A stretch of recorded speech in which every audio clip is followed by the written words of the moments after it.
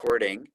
And so again, welcoming Paul Barribeau, who's joining us. And our adult forum topic is reflecting on 10 years, our sanctuary remodeling and the really building renewal process that brought about, and the congregational renewal that has come through that as well. So welcome, Paul.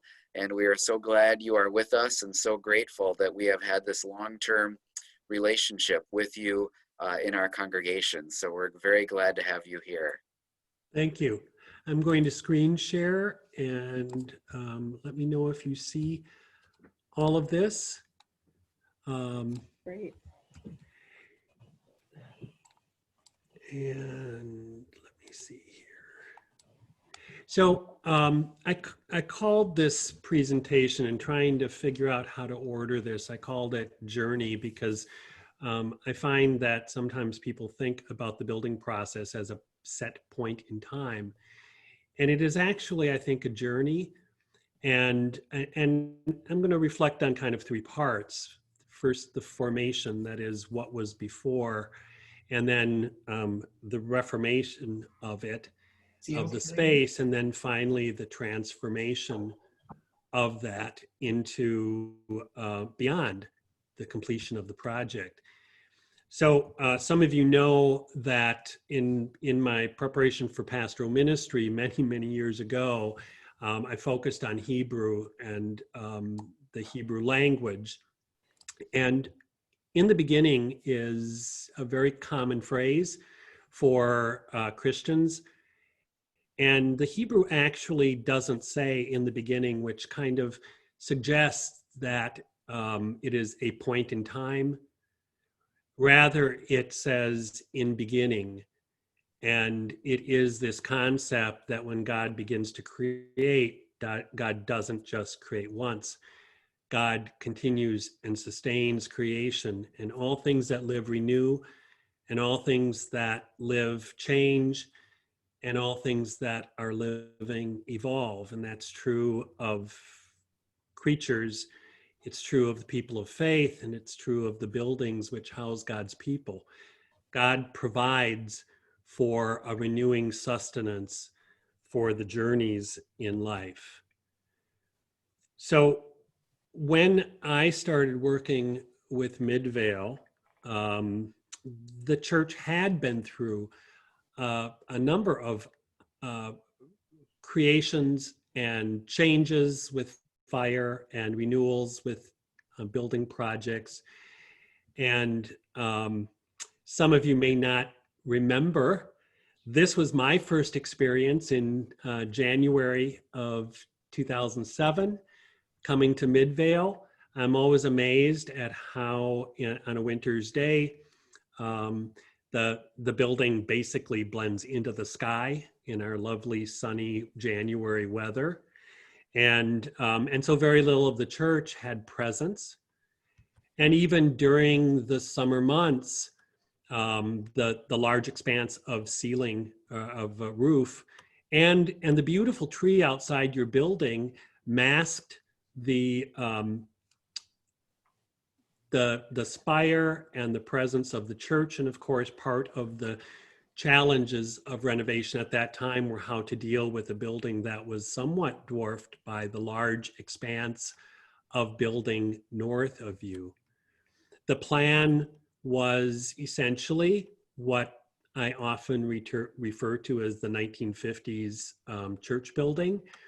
Long and narrow, lots of ceiling. Originally, I think, a beautiful building, but beyond the fire, in trying to brighten the building, those who designed the building solved the problem of darkness in the building by painting everything white and adding fluorescent lights. And it brightened the building. It also took out some of the passion of the building. I will never forget how, can you see my marker? How when I came into the church one of the times, I don't know if it was the first time, but somebody asked me how I liked your chocolate kiss. And I said, what do you mean? And they said, well, this is like a Hershey's Kiss in the front of the church. And once that's in your mind, it never quite leaves. Right. And of course, the opposite direction, and you can see the expanse of pews back through the building, and the little shadow box of a balcony that really didn't hold many people. I love the balcony. When we ushered, I loved going up there. But not incredibly useful as a balcony. It didn't hold a lot of people, and that aperture was always a little strange to me. But nevertheless, this is where we started, and I think we actually held our first interview in the space with the church, and did a PowerPoint kind of projecting over the pews, and everybody sitting in the pews trying to gather as a small group in a circle in a large front to back ordering of people, kind of in a almost like a legion type of layout. Churches of the time really ordered churches almost like an army. That's part of our, the people of God marching forward, all lined up in rows and unable to move and see each other, but observing worship. So out of that, we started the process of renewal, which was really a process of discussion. I will have to say, one of the things that marked your process in my mind very clearly is that you understood it to be a process, and a process of moving people. And so the transparency of the process, the involvement of people in the process, once we finished design, I think you had more congregational meetings to unveil it and talk about it than any church that I have ever encountered, which is a good thing. I don't think that that's that it's a uncritical part of the process. It was critical that people understood what we were doing and why. Of course, our solution involved not only worship, but also transforming the church library into a place of gathering that would be able to have hospitality as a part of your Sunday morning experience. At that time, this serving counter was the largest counter for serving that I had done in the former library. Just a beautiful way to express hospitality and fellowship on a Sunday morning. And it's hard for me to even recall what that library looked like. That may be easier for all of you, but it wasn't library very long for me. And then it got transformed and opened up that office corridor through the offices of the church. The way that we ordered the worship, of course, respected still the long, narrow axis of the building, but the 1994 renovation, which built the gathering space alongside the church, really set up the doorway that entered on the side for many years of the worship as the prominent point for main access. And we gathered people around the altar and the table of fellowship in worship in a way that was, of course, much more intimate. People were closer. I almost always talk about this rotation of the worship reduced the 22 pew depth of the worship to 9, and for most people in worship down to 7. So it really cut the connection between people and altar by a third, and ended up then with people understanding that you gather a round table for worship. You don't gather to observe and watch what happens in worship. I'm actually right here. And saw that dedication service with the backdrop, the backdrop of the altar was a good 2/3 of the congregation and the choir on that day. One of the things that we strived for in the renovation of the space and had to actually wrestle with was how to deal with sprinkler in the building in a way that would not be detrimental to the aesthetics of the building's architecture. And the way that we did that, of course, was floating panels and a color scheme that was not trendy but animate, and using the panels of the ceiling as light reflectors and still bringing in the passion of sequence, of architectural sequence, and the passion of color that would add to the catharsis of liturgical worship. It's the first time I have ever painted a ceiling deck, but of course it was already painted when we started, so we didn't have a lot of choice.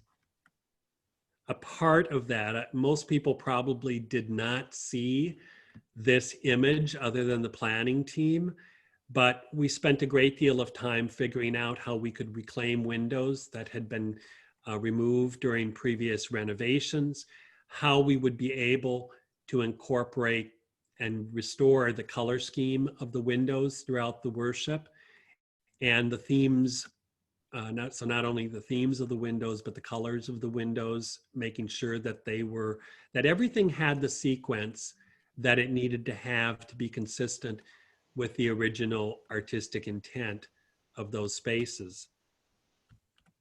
And these were the drawings at the time that we produced. What's particularly interesting to me is when people see Midvale as an example of the work that we do, they assume that the cross in front of the church was there from day one.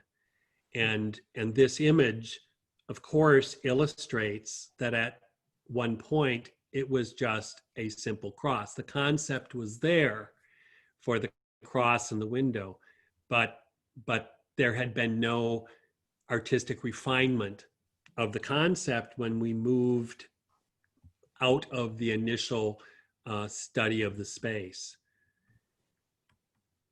And of course, then that cross piece became an important part of the development of the liturgical design for the building, but not the first start of that journey within the design of the building. That first example happened here. So those of you who are involved in the process, I think you all recall when we got the first pricing to remove the two columns here and here. We removed the two on the far side of the church. They weren't really columns, they were piers within the building, structural piers holding up the roof, and we needed to remove those in order to turn the worship. But we also envisioned removing the columns that were right inside the entry. And the first budget for that was, I believe, somewhere in the magnitude of $4 million for the first pricing of this project. And the committee said, that isn't going to happen. That is beyond what we can do. And so as a part of the process, we had to figure out how those columns could stay and still be meaningful. And of course, that was the point, the very first step on that liturgical understanding of the space was the lintel that frames the threshold into worship. And that led to the understanding of the threshold on the west side of worship that is the window and the cross. These two pieces of the design became instrumental in the space developing a liturgical, artistic understanding of ritual and ritual journey through the space. and they identified and embodied both the place of entry and the baptismal cleansing that happens in entry as preparation for worship, and the final celebration of table and proclamation and sending back out into the world through that portal in the front of the building. Portal. The one at the font, the area at the font representing the gathering of the church, the chancel representing also gathering but transformation into sending of the church. So moving beyond the celebration of meal and sacrament and sharing of promise and moving forth into the community that the church serves. This photo I took, I believe, on the day that the font arrived. I think the font came in a different time frame than the rest of the furnishings. And of course, you can see the lintel that framed the entry point, the altar with the book of liturgy on the altar, and the font in the background. And of course, the previous architects put a cross in the window behind it.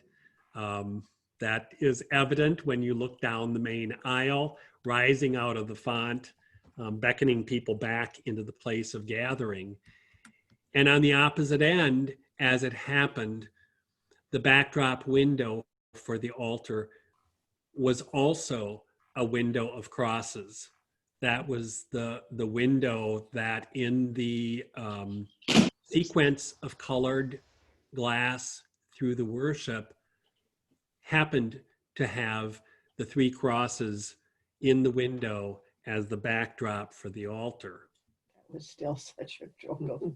I don't know. And then, of course, the development of the cross on the outside started to take shape. I will never forget the meeting that I brought the model that Jordan Warner had made. It's actually, if you still see my video image, if you see that, the bookcase that's behind me, that little image is, that little model of the cross is still there.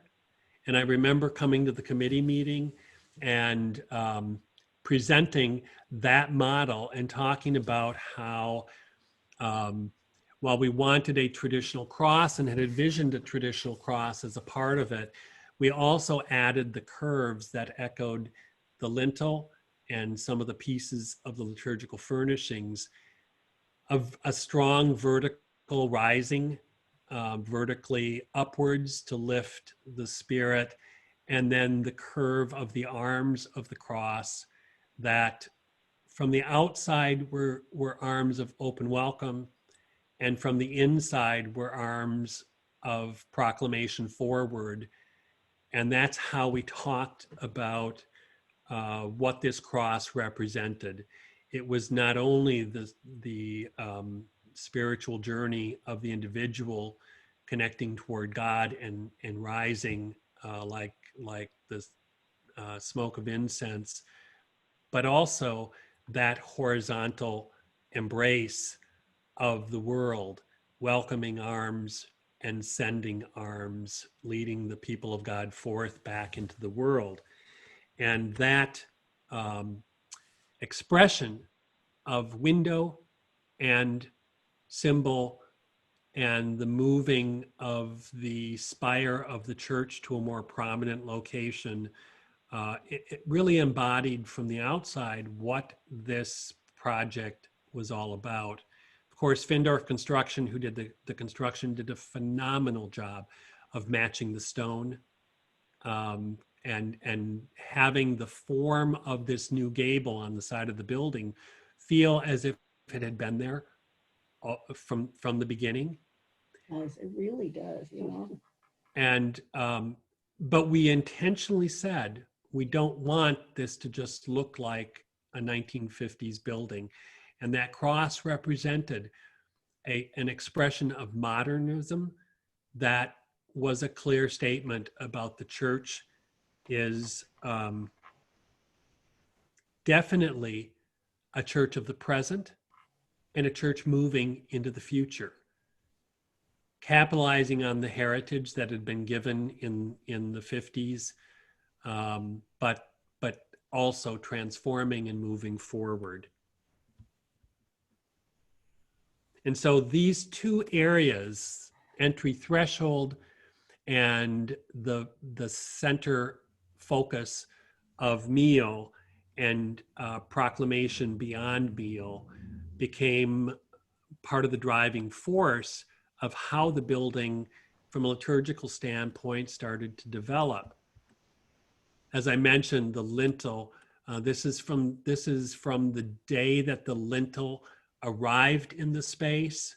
It's laying on the floor at the back of the worship in the gathering space. I think this door is the stair that the enclosed stair right alongside the worship doors here were the main threshold doors in. An incredibly bulky symbol that would unite the two columns and provide a threshold into the worship. We chose, after some consideration of wood and wood tone, this sapele, which is a mahogany-like wood, but not endangered in the way that mahogany is, also a little more affordable. But it provided this beautiful symbol with striations that the grain tone of this wood is animate, but not overly busy. Just a nice symbol of depth and grandeur for that threshold.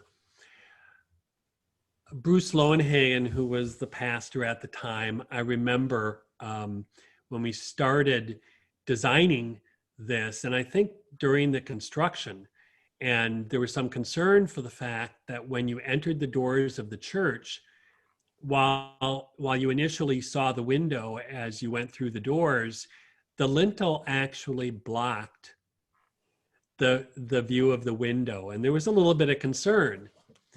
That was intentional. Part of it was, of course, just needing the lintel to be in the space, and it worked out that it blocked, but I think it became an incredibly beautiful expression of how until you move through those waters of baptism and move through that portal of the threshold into the church, you are not clearly able to see the whole picture of the story of how the church is born on the cross in the sacrifice of the Christ.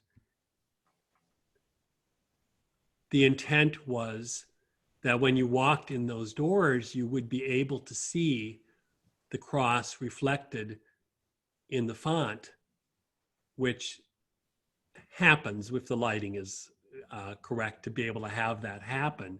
And this image is from the day, I want to say from the day of the cross raising, but I'm not quite sure when I snapped this photo. But of course, you can see the window reflected in the waters of the baptismal pool. And then as you move forward through the space, you're able to see the expression of the window beyond the lintel, just beyond the cross. So the pool is a reflection pool, and then you get the actual experience of the cross in the window beyond. I love this picture because I also think it underscores how the windows of the church, which previously were flanking the congregation, and when you sat in worship, you were really not able to fully experience the beauty of the windows. And those windows revisioned in the turning of the worship now became a prominent backdrop for the celebration of the liturgy. And while they're not, soaring windows like we see in Europe and in some of the cathedrals of the world, they're beautiful windows, and the color is intricate and muted enough that they provide a suitable backdrop without overwhelming the space and overwhelming the scale of the human, which is celebrating worship, which architecture can sometimes dwarf the human ritual of worship as it overwhelms with large volume. It's one of the things that I think is delightful about Midvale's church, is that the church has breadth and expanse, but it is also a place that humans do not feel dwarfed, and the importance of human ritual for the church is not lost in the space. So that font became a point of threshold. The lintel, of course, became a point of threshold. All of the design of the font incorporated the expression of that sapele that was in the lintel above it. This is, to give you an idea of the commitment of the congregation, it's the only church I've ever had that modeled in full scale one of the liturgical pieces to make sure that the committee understood how it would work and how it would feel in the space. And you get a sense for the point at which this piece took shape. We were already in the midst of construction when the designs of the liturgical pieces were being formed and understood. And so a number of people in the church actually formed in foam core the font that would later be present inside the threshold into worship. And of course, then the fabrication of the altar pieces, the chancel pieces took place. Again, the altar, the concept of the design was that we would have a floating panel for the top of the altar that would have the corners in cherry, but this beautiful pall of like a casket pall laid over the cross, and in bird's eye maple. That floating panel is actually supported as it hovers over the base of the altar. There is a sapele cross that is horizontal, supported by the four legs of the piece. And then that cross is what supports the ritual table above it. There's a couple things that are, I think, beautiful in this, beyond just the expression that says all of our ritual celebration is supported by the cross of Christ. That's where we get the power of our sacramental meal. And it also allowed us to envision that the linens that would adorn the altar could be placed over the top, but could also be placed through the center of the piece without covering the top expression of cross, and leaving that for the altar for the communion setting, the linen for the communion setting, rather than having the liturgical adornment of the altar covering the beauty of the wood and the expression of wood in the piece. It was an interesting way of allowing the environment of the season of the church to become present in the piece without overwhelming it and covering it, as very often happens. I had a church project just a little bit before your project, Episcopal Church in Tampa, Florida, that their altar was completely covered with white linen, and the priest at the time came and pulled up the linen and said, "Look, it's all plywood. There's there's no, it's just a plywood box. We cover it with linens because that's all we could afford at the time." And while these pieces had great cost, not excessive cost, but they were works of art that we created, and we wanted to make sure, knowing that your church is incredibly talented with environment and providing seasonal beauty within the space, that we did not want you to have to cover an altar. It itself could be an expression of nobility and honor for the sacrament and the celebration of sacrament in the space. That was true also. This is from the fabrication of the ambo in the woodworker's studio. And again, 4 legs, the lintel of the cross supporting the tabletop of proclamation, and then an expression of reading desks that could raise and lower to be able to accommodate people of varying height or ability. And those things became that which that marked the journey of people through the space.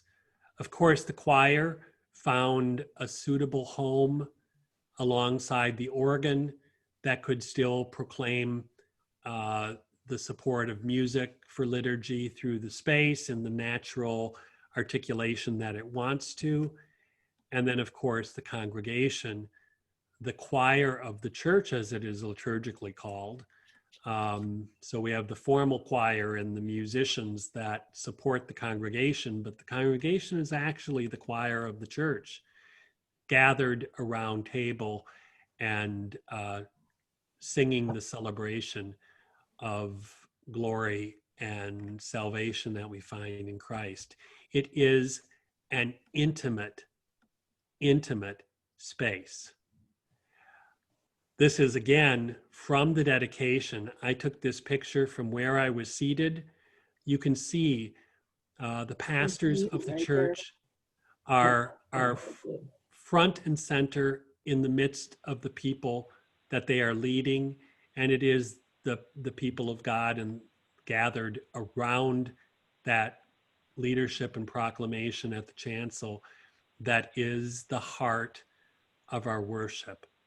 And then I love this picture because it shows how the choir is really a part of the celebration. If you remember back to the original layout of the church, and I tell this story occasionally, as the choir gained in size and needed a home, they were behind the altar platform. And because of the depth of the church, the altar platform was, 4 steps maybe above, and a fairly significant altar. And when the choir was back there seated in worship, you could not see them at all. When they stood, depending on where you were in worship, their heads were lined up as if a sacrifice on the top of the altar. You really couldn't see much of bodies. You could see the heads of people rising over the altar, but it really was a gulf that separated choir from formal choir from the choir of the church, and that was no longer the case. And of course, then that space transformed into the space that you have today. Of course, this image is no longer relevant because the chocolate kiss has further transformed with the incorporation of the organ present on that wall. But I show this image, these 2 images, a lot in the work that I do, reminding people we did not change the roof at all. I mean, we re-roofed the roof and insulated the roof as a part of the project, but we didn't change any of the structure. And yet, the way we dealt with color and light in the space makes the sidewalls feel so much larger than they were previous to the renovation. So your dedication was May 23rd. And while we can talk about reform in the space, you are then beyond that point in the process of continual renewal and sustainable sustenance beyond the dedication on May 23rd. You are in a period where you are transforming still who you are. Of course, you have undertaken further design projects in that south wall, exposing and creating presence of organ and music and art on the south wall. You have also been looking at how other spaces in the church might transform to continue improving your building, whether it's the spaces, the office spaces, maintenance, increasing or working to understand how you can be better stewards and care for creation through solar panels and better thermal insulation of the roof. This has been an ongoing study that we've helped out with for the congregation. I mentioned earlier, for those of you who came later when we were talking, waiting to start, my first time at Midvale Church was January 14th of 2007, and it is almost the halfway point in my career as an architect. I've been practicing 28 years. You have been a part of my journey for the last 13 years.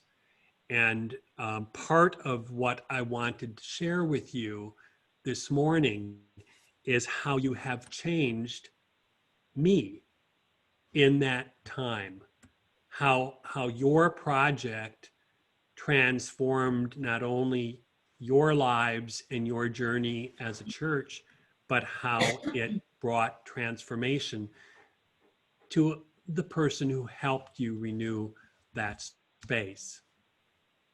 I learned so much from you about how to move people through process. I mentioned that earlier about how your process was so transparent and honest and inclusive and engaging. This image is from the cross raising. It's I think this was one of the images that appeared in the local paper.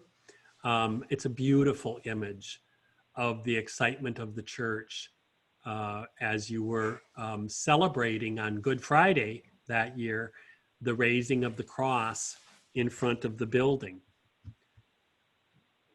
I also learned a lot about what I believed about liturgy and art and how that matters in the places of architecture that we create. This is a picture I took of your cross on the day of the cross raising. Just a beautiful expression of the intricacy of how art in and around liturgy, whether it's formal liturgical pieces or whether it is the expression of color and seasonal art in the space, matters so much. And we have to think about how the architecture of the church is adorned for the celebration of God's people, and your people, being the artful people that they are, helped me better understand how that has to be a consideration as we look to architecture and shape it for liturgy.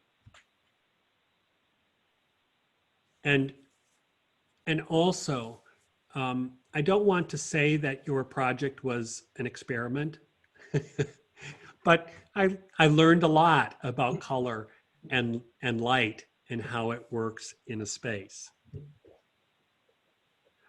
I have since worked with a church, one of your sister churches in Lorain, Ohio, that burned down through arson. So they share a similar story with you, complete devastation of their building. So not renovation, but rebirth in a new space. And this is the church that we helped create that also talked about threshold and portal and lintel and how the church opens up to the world to invite in and to send out, how it orders itself liturgically within the space. That space is a phenomenal, fully flexible space. And you can see they were intent on providing expression of music and art form in the space. The tapestry behind the altar is a phenomenally beautiful tapestry in the space. And of course, they also looked to proclaim the cross of Christ to the worship or the people in Lorraine around them as they invite them into the space. And they also found expression of art glass as a part of the backdrop for their worship, with this beautiful window that celebrated the Spirit moving beyond fire as they rebuilt and continued their presence. Your sister church, St. Luke's in Waukesha, a challenged church, much like your original building, that I shouldn't say original building, your 1970s renovation building that struggled with how to light the people of God. That renovation turned that space into a place of journey and art and light as well. And I am currently working with your sister congregation in South Milwaukee, Trinity Lutheran, who has a building that is not unfamiliar to your space. And your success in turning your worship and creating a place of art and environment and gathering of people has inspired their project. We have used a Midvale Community Lutheran Church as an example of how that can be successful for reordering people for better proclamation and celebration of liturgy and music in their space. Their project is in some ways the same, in some ways different, because they do use praise band sort of expression in their worship, but they have been inspired by your project. 10 years after your project, the ripple effects of what you did are still evident in other congregations that find hope in your success. And I just presented this to that church last Tuesday, to overwhelming success and hope that it wasn't just going to be a tolerable improvement to the building, but it would be now a place of beautiful worship. I'll never forget, Carolyn, one of the days following the dedication of the building, you saying to me, well, we hoped we had had a better worship. We didn't understand that we would get a great place for worship. We were hoping for better. We got good. We got best. And I think the space has lasted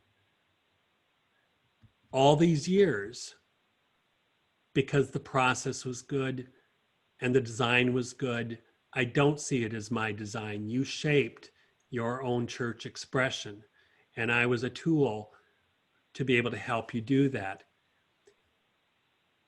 The project that you did 10 years ago is a witness that buildings can be sustained and they can be renewed, that buildings, very much like people, can be redeemed if we are intentional and mindful and spirit-filled.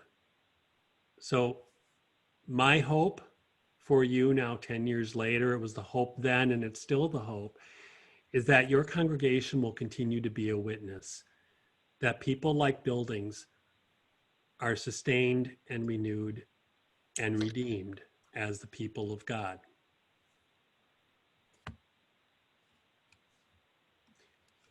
So with that, I'm going to stop the screen share so that I can see you again, because you are the church.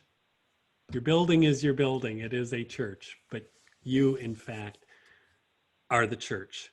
And when I think of Midvale, as much as the architect in me wants to think of the building, which I do, I think of you and my friends and the people I know and the people that our work 10 years ago have impacted all of these years.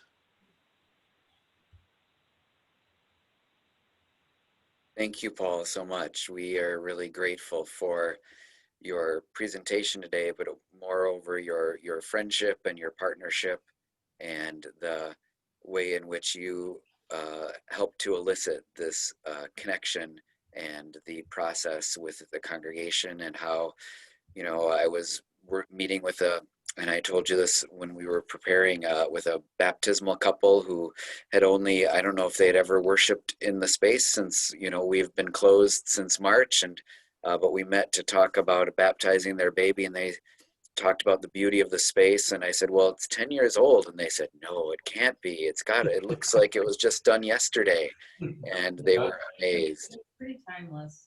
Yeah. I think, Rhoda, you asked me at one point, I said something about it still feeling fresh, and you asked what it was that did that. And I think the way that we approached both color and form and liturgical symbol in the space, what we did wasn't current, it was beauty. We just elicited beauty out of that and didn't use current trends or current colors. And that, I think, has served the space well. And you have also been renewing that space, which I think matters as well. That not only changing the architecture where that needed to happen, but also continually exploring how you adore and worship.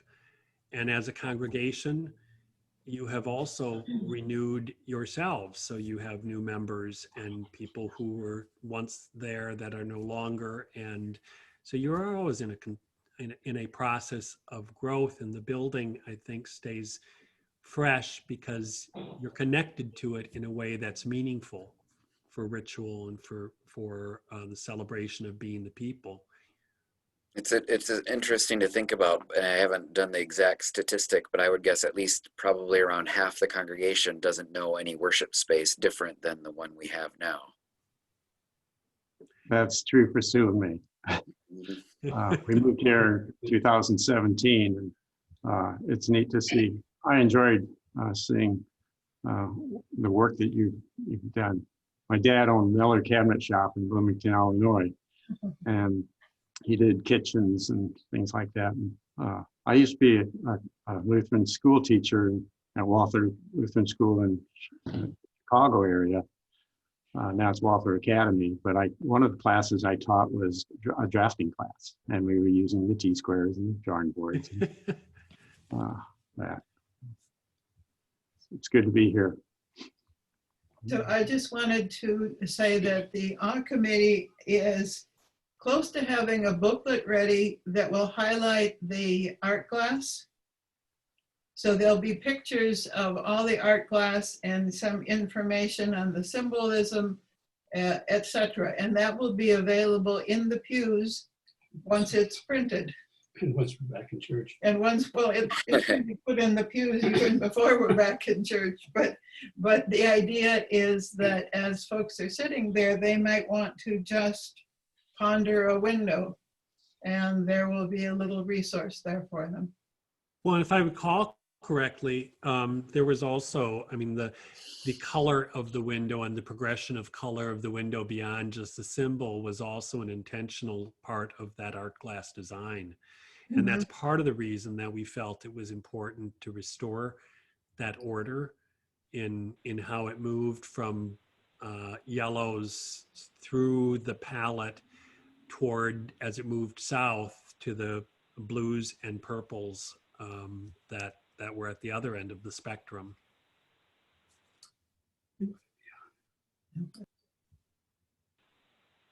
Carolyn, you need to unmute.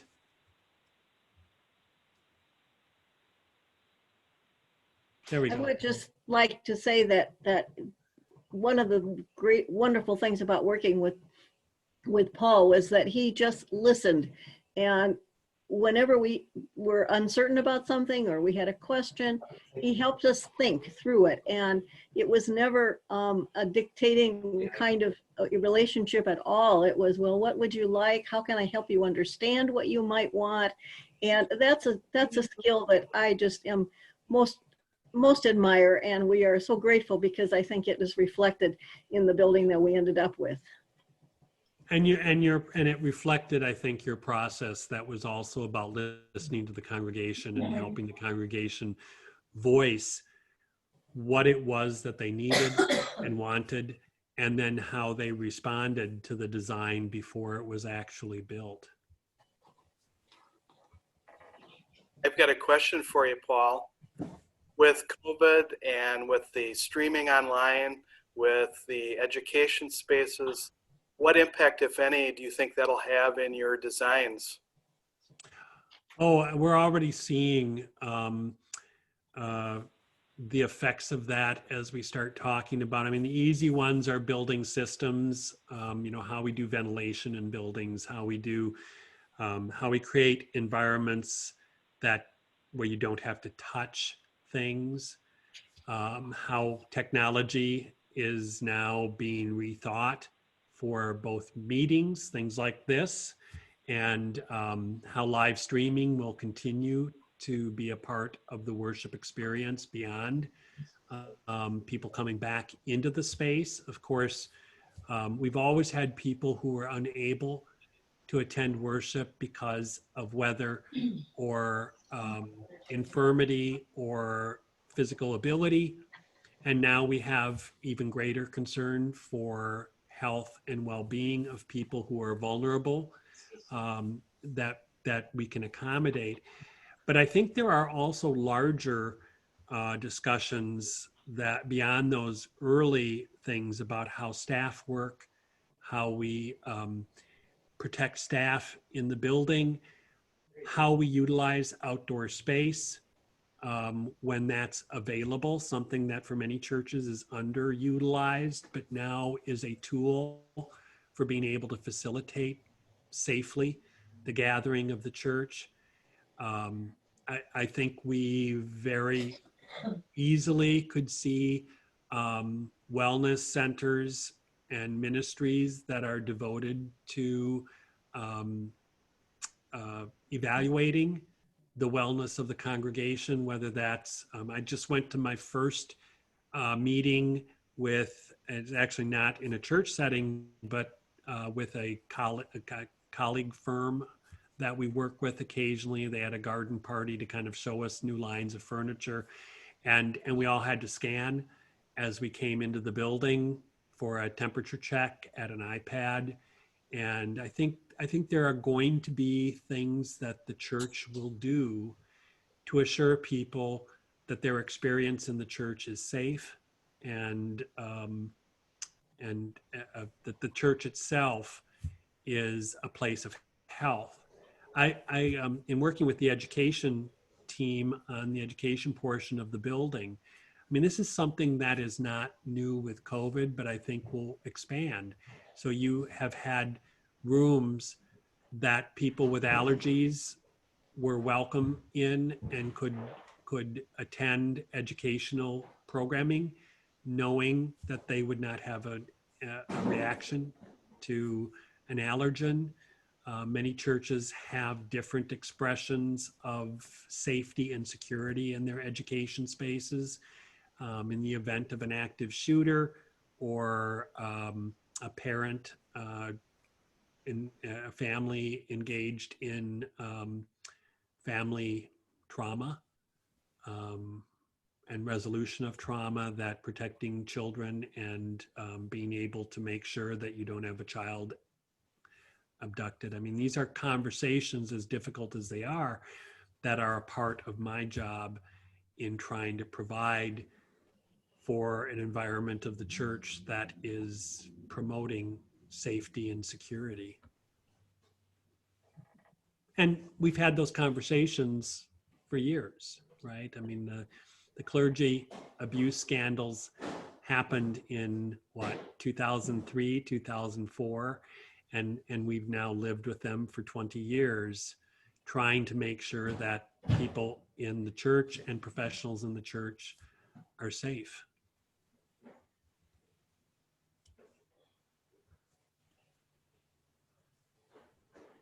Does anyone else have a question for Paul? We've got a minute or two left, so one or two questions maybe, if there's others that people want to bring up about our project or about the future or other things. Or comments?